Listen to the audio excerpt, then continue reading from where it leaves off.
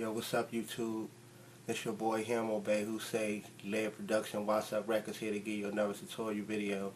This time, I'm going to let you know this video going to be a little different than the other ones. I showed you how to make a template. I showed you how to mix down.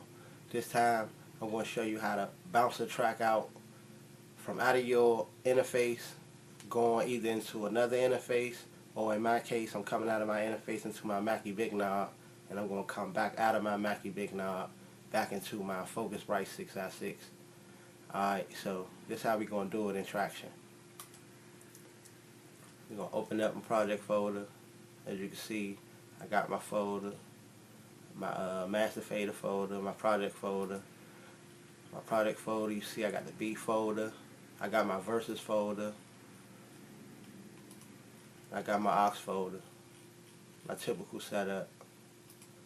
Alright, so we got all this set up. I'm going to close my aux folder and all this because we ain't going to need to worry about this. We're going to focus on we getting ready to bounce this track. So what we're going to do, we'll close these folders down. Alright, so we're going to come down here into my master fader section, a folder which I created that got all my sub mix faders coming in here. Alright, so what we're going to do is, first we're going to talk what's going on. Out of my beat fader, my vocal fader, my aux fader is all going to my master fader. Then you can see I got my master bus set up here with my effect chain. Then what we're going to do is, like I say, I got my 6x6. My 6x6 is running, so what's going to happen is it's going to go out of my DAW to my Mackie Big Knob, then back out my Mackie Big Knob into my 6x6. And you will say, why are you doing that? Alright, why I'm doing it is because if you don't have no analog gear, you still can get an analog feel from running out and back in. You know what I mean? Each analog piece of equipment, like even interfaces, because they go from analog to digital, they got analog digital converters, and that's what you're really paying for, your how good your amp is, your preamps, and your digital converter is in your interface. So when you going out into another piece of analog gear, you could use any piece of analog gear you want to go out to, and you can get the effect whatever you like. But this will get that analog effect to your mix. And also going to do something else. It's going to also, what I'm going to show you, you're going to notice in this tutorial that because you're going out, I don't know why, but I can tell you it worked. Because I'm going out to this analog gear and coming back in, once I record these tracks back into the Tracktion, it's gonna let me allow to go over the dB threshold. I can go past 0 and clip all I want. I'm not gonna get no clips, no pops, no nothing. And I'm gonna show you this, and I can render it out, and it's still gonna be no clips and pops. But the thing is, that's what you get in analog gear, that you can crank up past the 0 threshold, and you can not get clips from some files, and some files you can, but you can crank up most analog gear past the 0 dB. So, and also they can crank down your track. If your track's too loud, they can crank it down before they get the mixing. If you're already at 0 dB, they can definitely, if it was nothing else, it's the last track and need to be remastered right now, and it's already at 0 dB, believe they can do it. But they would rather want the headroom because they make it easier for their work. But it can be done. So, but what this also is going to do, notice, and you can see as I'm talking in my 6x6, you can see it right here. These are the channels we're going to be using. 3 and 4 going to be coming back into the DAW, and 3 is left and 4 is right. So what you're also going to get is, you're going to get each signal coming back into Tracktion with its own channel. So you're going to have a whole left channel on the track, mono, and a whole right channel, mono. And then how you're going to put the stereo back in, you're going to go to your faders, and you're going to just pan whatever you feel comfortable with, how far you want to go with it. And then you can use plugins that do mid-side, or any plugin that will expand your width if you need more width. But I'm going to show you. And then also when you do this, it's going to, when you do the left and right after you then put these mono tracks on there, you're making more room for your mids. Like, you're going to have a lot more room for your mids. It's going to make your plugins have more room for your mids, so you're going to be able to crank up way higher than you was able to crank up in your edit, and it sound harsh. It's going to crank up like round. It's going to crank up with, you're going to feel the bell shapes in the EQs, and it's going to it feel a little better. So that's what we're going to do. We're going to go over to this. Like I say, you got to run. How you would do this is you would either have two interfaces, or if you, like me, you're going out into a big knob, or you're going out into any other hardware, and you would want to come back into the inputs of your device, whatever device you're using, your interface. You want to come back into the inputs 1 and 2, and you want to record them on the track. So you can also do this. Oh my bad. You can also do this with one interface. You can come out, go back in. If you got at least 4 outputs, you can do it. You can do the same thing. You can come out and in. But remember to mute. So you notice on my 6x6 I got these muted, because you don't want to hear this coming back. I can hear it coming back because it's coming out of my big knob. I can listen to it. It don't affect nothing. I could use this to add more back into my beat if I want. But if you was using the same interface, you wouldn't want to do that if you was just coming out and into the same interface, because it's going to make a loud noise, and you don't want to hear that, and it might can wreck your equipment. So don't do that. Make sure you mute it. And also, I turn the tracks down while I record. So I put the tracks to 0 while I record. So I make sure it's not coming back through my speakers. In no way I won't get the feedback. Alright, so here we go. We're going to get into it. What I'm going to do, I'm going to arm my left and my right, which is 3 and 4, on my Sapphire 6x6. I mean, my Focusrite 6x6. I got the Sapphire too, so I don't know. I'm just thinking about it. So here we go. We ready to record this now.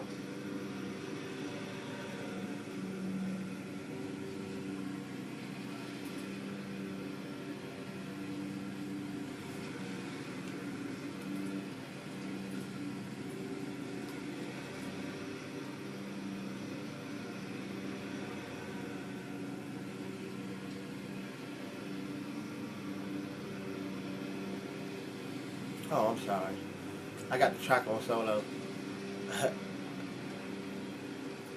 I'm sorry, I got the track on solo. Let me take these off and mute these tracks. Alright. Mute my master bus, because these master buses are only for my, once I get my 2-track going. So I'm going to turn these on.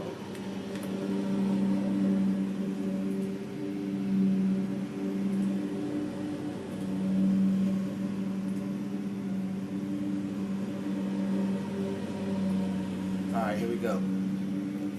So we get ready to record it. Alright, let's go. Somebody out there cutting grass, man.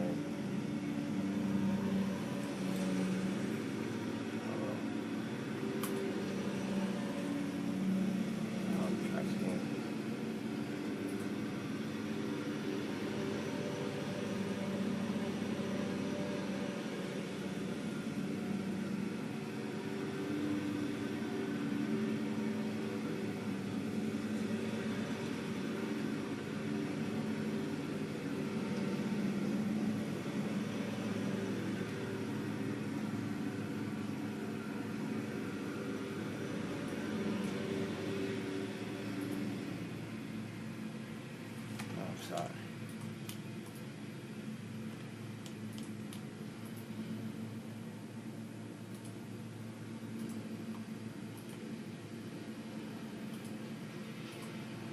Alright.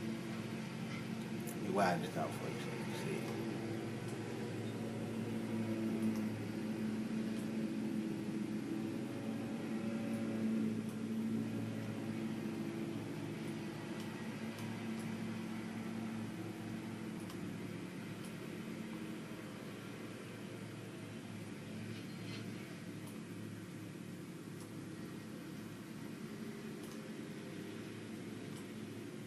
Alright, here we go.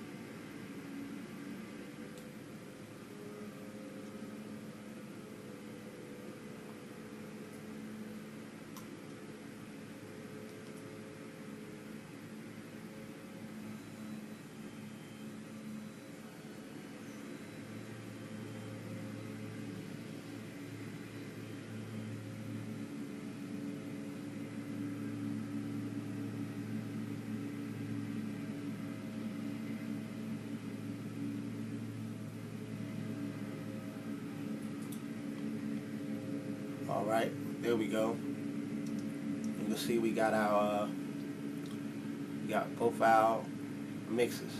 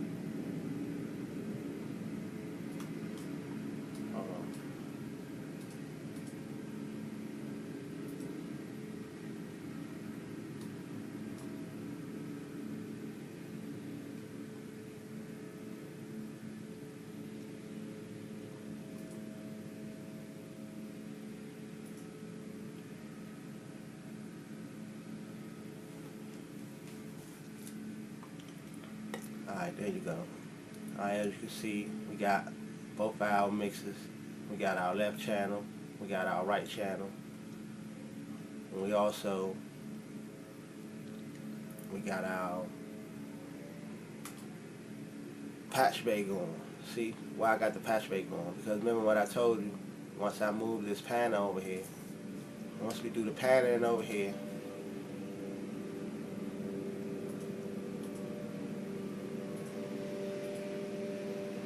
once we pan it, you got to remember, because it's mono, so you're taking the mid away, basically what you're doing, and you're pushing it to the side because it's a mono track. So what happened is you put more to the sides and less going to be in the mids, because now when you move it over, you're taking, it's like, think of this as a sum and a difference happening.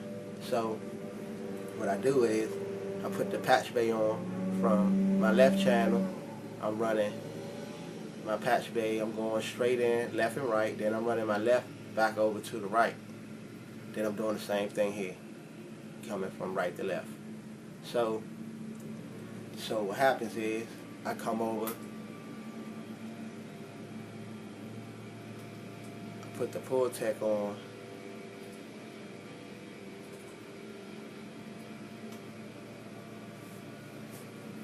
and I put it on mid side. And then, as you can see, I'm able to crank up the mids and sides on both channels. And that's what I'm going to do. I'm going to crank up the mid and sides on both channels. So, we're going to cut this on and we're going to get to cranking this up.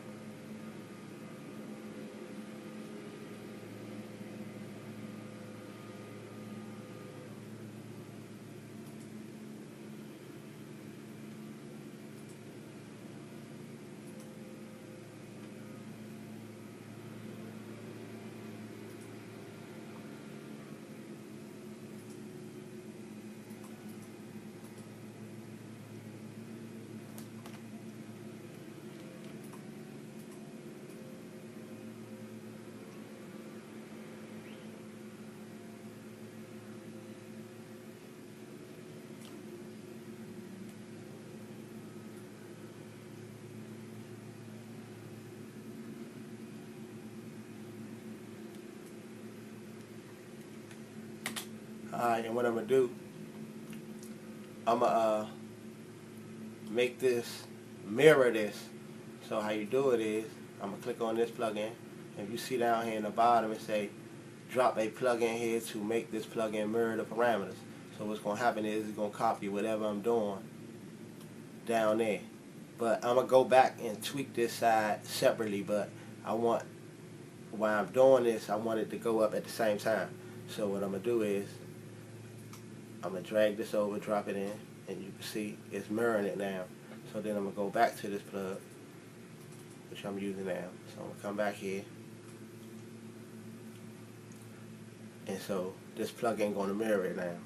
And then now I'm going to go back and I'm going to crank up on this plug-in.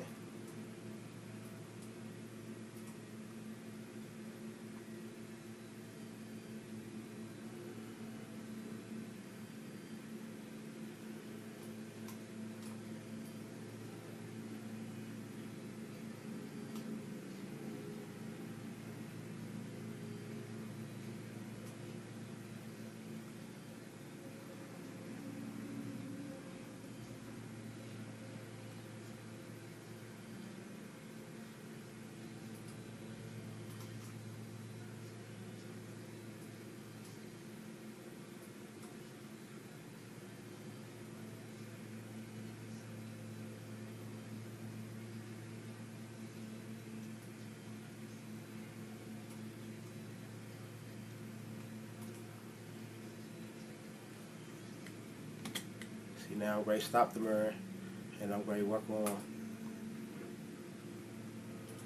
the right side.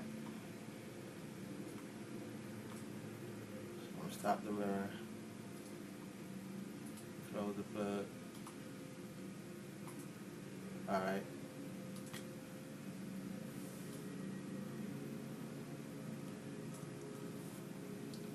Let's go back.